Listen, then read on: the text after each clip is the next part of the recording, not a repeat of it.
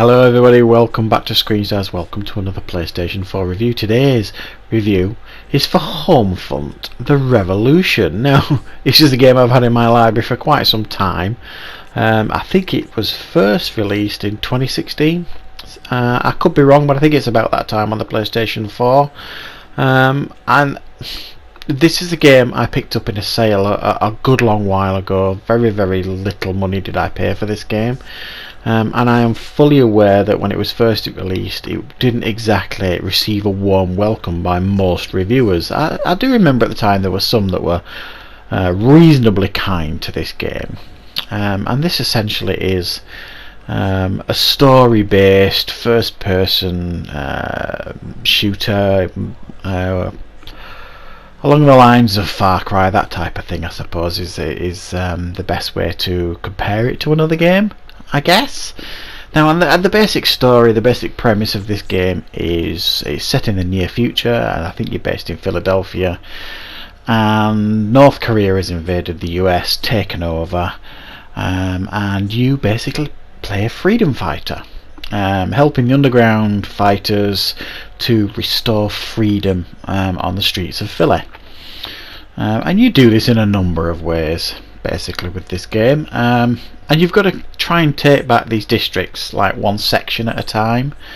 And there is these missions revolve around story-based missions, and there are other like side missions to do where you can go into a certain building and take it over, get rid of the bad guys, take it over, and then you will then hold that building. It will become a resistance building, so you take back the city section by section, and the resistance gets stronger and stronger and stronger as the game progresses. And there are also zones, so once you complete one zone and it's all blue, lit up blue, and controlled by the resistance, you then move on to another zone.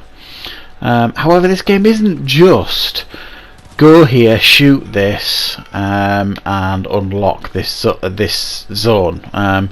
It's actually a little bit more nuanced than that, and the missions do vary quite a lot. There will be some zones that you go to where it's basically run and gun type missions, and there are other zones that you will go to where you've got to be a little bit cleverer and you've got to be a little bit more stealthy.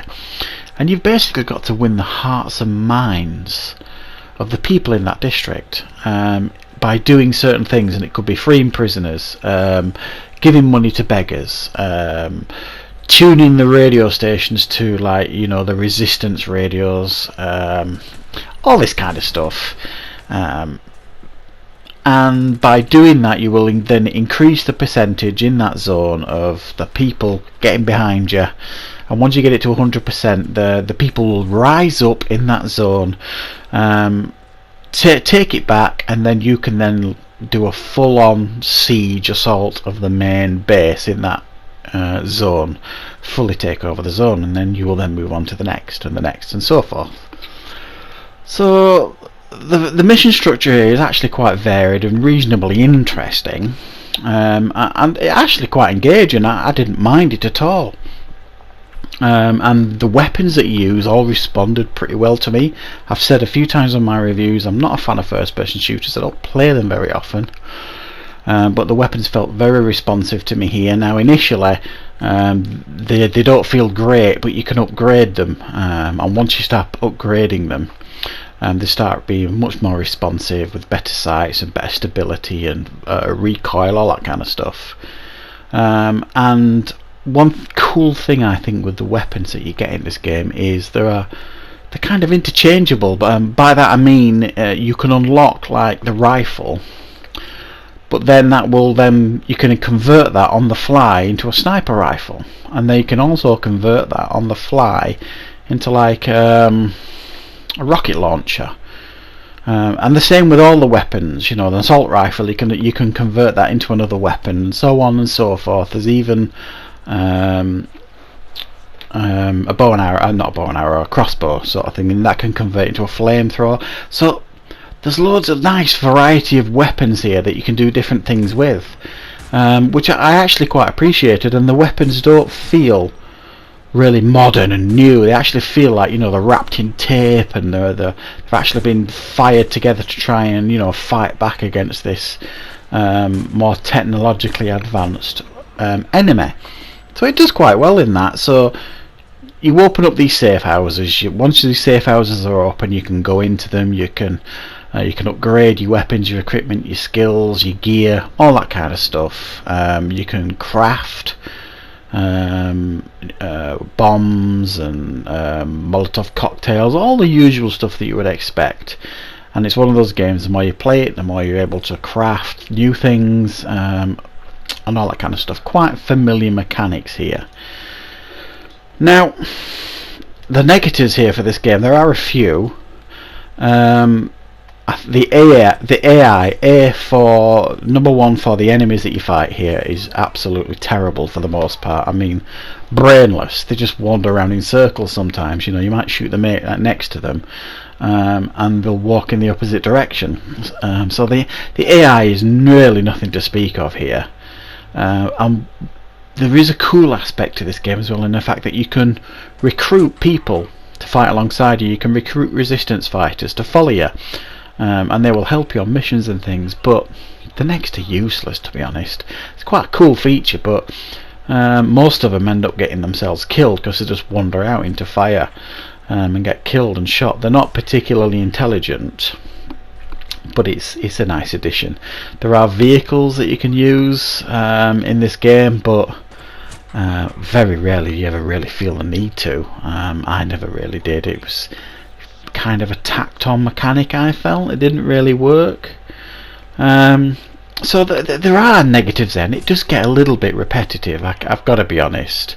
Feels like it's rinse and repeat almost, from each zone to the next, and each mission to the next. Once you get over that initial, oh, this is new, but then you're presented with it a few times and it starts getting a bit dull. But I've got to be honest, this game is nowhere near as bad as I thought it was going to be. Nowhere near as bad as I think it was certainly first reviewed as. I mean, obviously it's been out a few times, it's been patched up to hell, I'm guessing. And I actually think the game looks pretty decent for the most part. I think their character models look pretty decent. Environments look okay. It's certainly not an ugly game. I've seen worse games, you know what I mean? Look at Fallout and things like that. They look terrible compared to this game. So yeah, it's alright. It's this game, I've got to be honest. It's a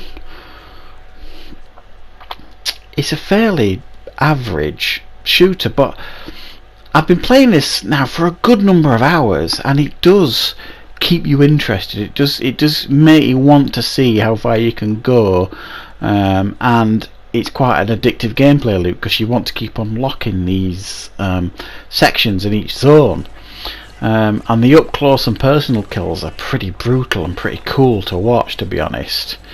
And you do get yourself in some pretty intense battles that you just end up surviving by the skin of your teeth. So it can be quite fun and intense at times, but it is certainly not going to inspire most people, especially if you're a fan of these sorts of games. So I'm going to give it a 7 out of 10. I think that's a fair score for the state this game is in now, and for the price that you'll certainly be able to pick it up, which will be next to nothing these days. If you want a quick distraction, this will probably do it. Not too bad at all. I hope you enjoyed the review.